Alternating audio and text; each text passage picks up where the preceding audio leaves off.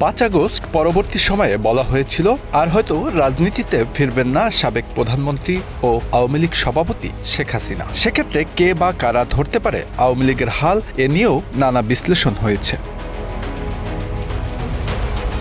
কিন্তু নীরবতা ভেঙে শেখ হাসিনা নিজেই ফের নেমে পড়েছেন দল সংগঠিত করতে। সাবেক এই প্রধানমন্ত্রী বর্তমানে ভারতে অবস্থান করছেন। সেখান থেকেই বাংলাদেশ ও বিদেশে দল সংগঠিত করতে কাজ চালিয়ে যাচ্ছেন তিনি।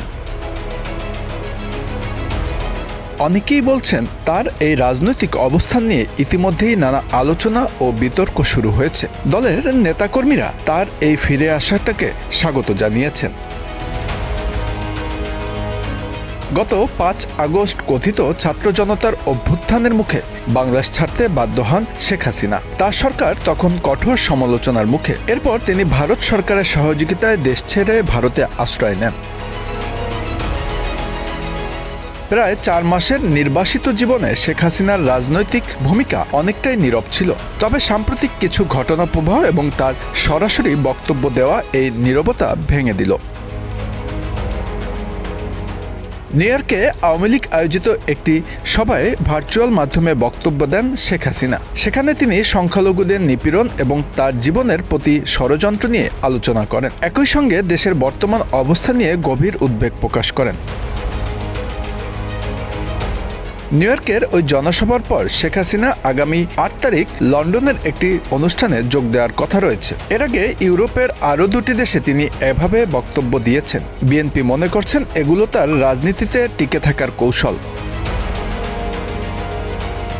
সবগুলো জনসভার ব্যানারে শেখ হাসিনাকে প্রধানমন্ত্রী হিসাবে সম্বোধন করা হয়েছে। এ নিয়েও দেশে ও বিদেশে ব্যাপক প্রতিক্রিয়া দেখা যায়।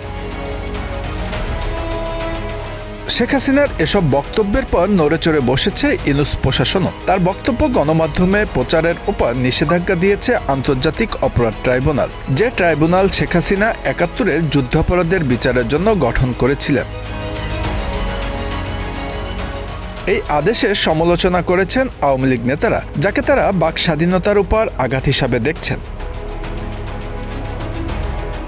এর আগে 5ই আগস্ট ক্ষমতার পট পরিবর্তনের পর বিভিন্ন সময়ে আওয়ামী লীগ সভাপতি শেখ হাসিনার কিছু ফোনালাপ সামাজিক যোগাযোগ মাধ্যমে ছড়িয়ে পড়েছিল। যদিও সেগুলো সত্যিই তার কথোপকথন কিনা তা স্বাধীনভাবে যাচাই করা সম্ভব হয়নি।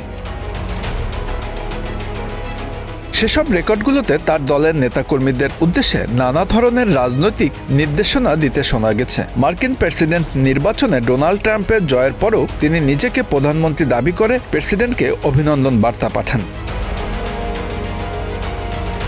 কিন্তু বাংলাদেশ ও ভারতের মাঝে বর্তমানে যে ধরনের টানাপোড়েনমূলক সম্পর্ক চলছে, এর মাঝে হঠাৎ করে শেখ হাসিনা সরাসরি বক্তব্য দেওয়ার বিষয়টিকে অনেকেই মনে করছেন যে শেখ হাসিনা কিংবা আওয়ামী লীগ বিরতি ভেঙে ফের রাজনীতিতে সক্রিয় হচ্ছেন। Bangla affairs news desk.